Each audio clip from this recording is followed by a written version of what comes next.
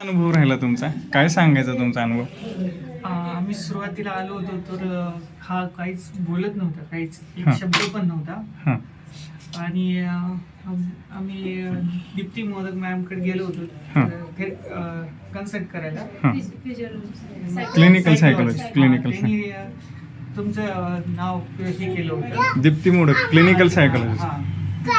तर त्यांनी तुमच्याकडे प्रिफर केलं हां. होतं. मग तिथून आम्ही तुमच्याकडे आलो. हां सुरुवातीला काहीच म्हणजे हे नव्हतं, म्हणजे बिहेवियर मध्ये पण काही हे नव्हतं, म्हणजे क्रँकीनेस होतं, रडत होता, खूप पडत होता, म्हणजे प्रत्येक गोष्टीसाठी हार्ड करणं, रडणं हे चालू होतं. म्हणजे त्याच्यानुसार रुटीन वेगळंच होतं त्याचं. हो.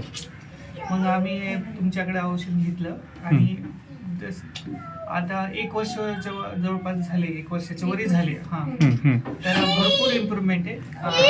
काय 6 सांगा? महिन्यानंतर बोलायला लागला, म्हणजे मम्मा पप्पा बोला. आणि नंतर आता जसं जसं ही अशी बोलायला लागला. आता असं क्लिअरिटी वाढली आणि भरपूर इम्प्रुव्हमेंट आहे. औषधाचा फरक आहे. आता जे मुलं असे आहेत, आता मोठे मोठे शब्द वापरले जातात, हा आहे का नाही? Autism, down syndrome, cerebral palsy. आम्हाला आधी सांगितलं होतं काय सांगितलं? ऑटिझमचे सिम्पटम्स आहेत, स्पेशल स्कूलमध्ये टाकावे.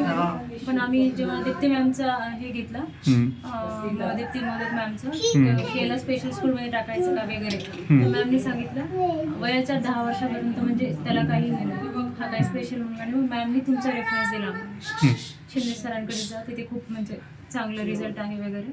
मग आता जवळपास आम्हाला 1 वर्ष झाली. काय काय क्लिअरिटी वाटते त्याच्यामध्ये? म्हणजे जेव्हा आम्ही आलो होतो तेव्हा एकही म्हणजे डायरेक्ट वर्ड पण नव्हता, त्याला समज पण काही, म्हणजे आम्ही असं 0 म्हणलं तरी चालेल, काहीच नव्हतं. मग आता तो पूर्ण असं बोलायला लागला, सगळं वर्ड्स 3-4 वर्ड म्हणजे लाईनमध्ये बोलायला लागला पूर्ण. म्हणजे त्याला आता गरज नाही राहिली आम्हाला की सांगायचं की हे बोल ते बोल.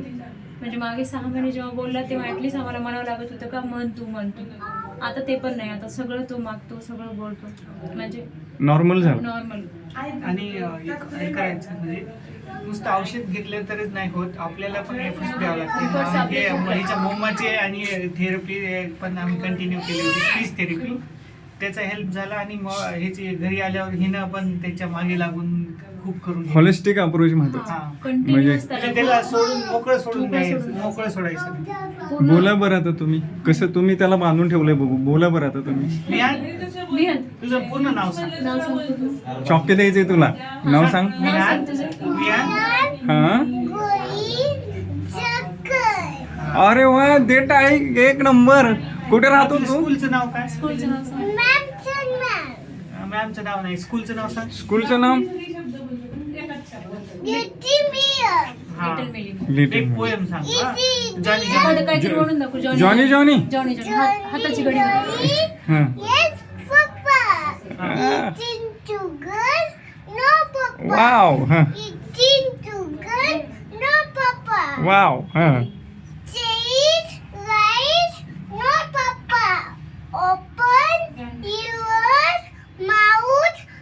हा हा.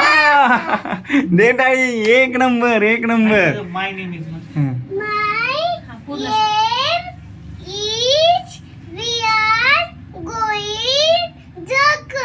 वाव.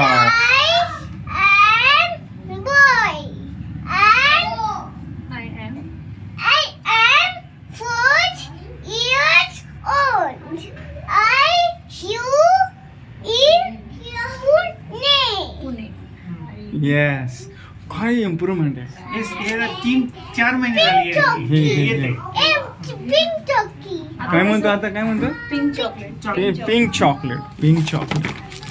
आधी फक्त त्याला कसं म्हणजे आता हे चॉकलेट त्याने मागितलं, म्हणजे आपसूक बोलायला लागला. हे बघा, मगाशी बोलणं हे पाठांतर केलेलं होतं, पण आता त्याने पिंक चॉकलेट स्वतःहून मागितलं, म्हणजे स्वतःहून बोलतोय. हे का म्हणजे वर्ल्डला बघायचं होतं, बाहेरचं एन्व्हायरमेंट त्याला काही कळत नव्हतं पहिले. आता ऑब्झर्व करायला, हे करायला, म्हणजे बघायला जाता येता म्हणाली हे हाय ते हाय, ऑब्झर्वेशन वाढलं त्याचं. हे बघा सर, कॉपी पेस्ट करून बोलणं आणि समजून बोलणं. हा.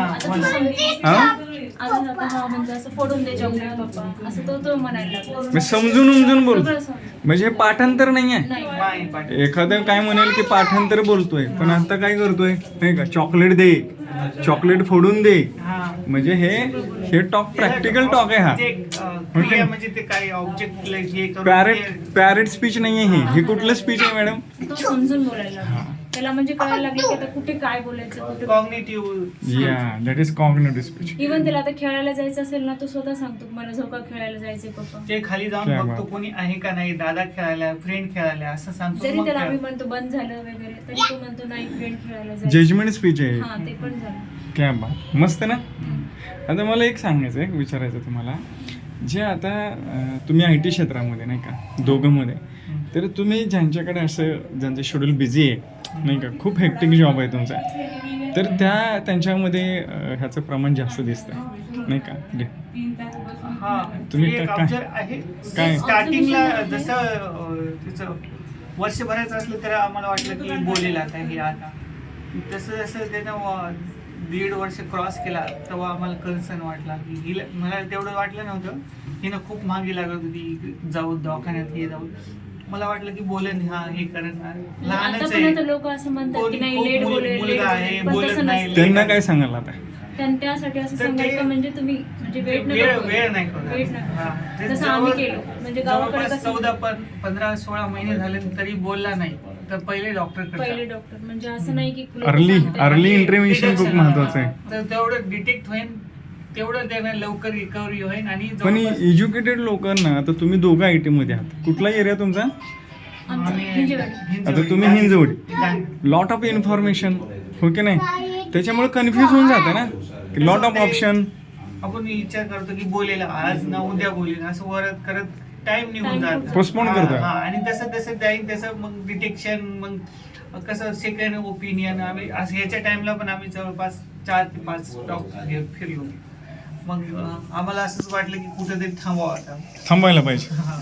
आम्ही म्हणजे असं म्हणजे न्यूरोलॉजिस्ट वगैरे गेलो पण नाही आता याच्याकडे नंतर- गेलो त्याच्याकडे गेलो, Neurologist- आणि ऑनलाईन सर्च केलं, हे केलं, सगळं केलं आम्ही. पण ह्या आता हे जे काय औषध आहेत होमिओपॅथीचे, ह्याच्यावर विश्वास नाही ना बसत आहे, कारण सगळे न्यूरोलॉजिस्टला मोठ्या मोठ्या दवाखान्यांना आपण दाखवलेलं असतंय. आम्ही फक्त फर्स्ट एकच ट्रीट दाखवलं आम्ही फक्त न्यूरोलॉजिस्ट. एकच तुमची ट्रीटमेंट होती आणि नंतर आम्ही थेरपी त्यानंतर चालू. कधीच नाही आता 2 वर्ष पण झाले आम्ही कधी नवीन लोकांना मोठे मोठे दवाखाने केलेले असतात, न्यूरोलॉजिस्ट वगैरे वगैरे, लॉट ऑफ थेरपी, म्हणजे मार्केटमध्ये बरेच ऑप्शन आहेत ना, त्या लोकांना काय सांगाल तुम्ही आता?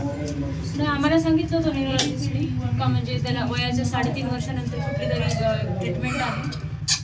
नाही टेस्ट आहे, टेस्ट आहे. टेस्ट करून आणि त्याच्यानंतर आपण हे करू. तर पण त्याचं आम्ही- इव्हॅल्युएशन केलं होतं, तर ते मॅडम म्हणली होती की आता ह्यांना बाउंड्रीवर आहे, अजून त्याला टाइम लागेल. म्हणजे म्हणजे त्यांना तो आहे नाही की नाही आहे का नाही हे ते पण पण नव्हतं नाही माहिती. तर त्यासाठी म्हणजे आपण स्वतःहूनच असं मुलांना नाही म्हणायचं की हा स्पेशल चाइल्ड आहे म्हणजे त्याला म्हणजे हा असा detection वेळ- करायला पण 3.5 वर्ष लागते डॉक्टर. असं वेळ घालवायला पाहिजे का हे? नाही असं नाही, असं वेळ घालवण्यापेक्षा त्याच्यावर ट्रीटमेंट करा. काय लवकर- करा, लवकर early. म्हणजे ह्या आणि detection गोळ्यांवर केलं, हा? तर आम्हाला कसं 4 वर्ष लागले, थोडं लेट झालं ना. 2 वर्षानंतर आम्ही जवळपास स्टार्ट केलं होतं. तर समजा एक लवकर स्टार्ट केलं असेल तर 1-1.5 वर्ष तुम्हाला लवकर रिझल्ट लवकर. भेटेल आणि याची इम्प्रूव्हमेंट आणि अकॅडमिक मध्ये त्याला प्रॉब्लेम जाणार नाही. आणि कॉम्पिटिशन एवढे अलीकडे हा. आहे का नाही? कारण हे सर्वाइव्हल फॉर फिटनेस. नाही ऍडमिशन शाळेमध्ये पण हा बोलतो की नाही, ते बघते, हे करते, इव्हॅल्युएशन करते. Lot of. खूप आम्हाला चॅलेंजेस खूप चॅलेंजेस आले जेव्हा आम्ही याला स्कूलमध्ये त्याच्यामुळे जरी मोठ्या इन्स्टिट्यूटनी किंवा मोठ्या डॉक्टरनी जरी काही सांगितलं असेल तर होमिओपॅथी डॉक्टरांवरती किंवा गोळ्यांवरती विश्वास ठेवायला पाहिजे का नाही ठेवायला पाहिजे? ठेवायला पाहिजे. आता आम्ही तर आम्ही म्हणजे जवळपास तरी ठेवूनच आम्ही करायला. म्हणजे 1.5 वर्ष झालेले आहे तुमच्याकडे आता आम्ही म्हणजे दुसरी कुठलीच ट्रीटमेंट नाही म्हणजे 100% हा नीट झालाय असं म्हणायला काय हरकत नाही. Good one. हा. आणि हे सगळं अफोर्डेबल आहे का हो मॅडम? हे अफोर्डेबल आहे का ही ट्रीटमेंट आपली कशी? म्हणजे असं पट व्यक्ती म्हणजे reliable, genuine चाललंय का हे सगळं? करावं म्हणजे दुसरं काही टाळता येईल पण ह्याच्यावर करावं लागतं. क्या बात. हे तारतम्य पाहिजे. Good one.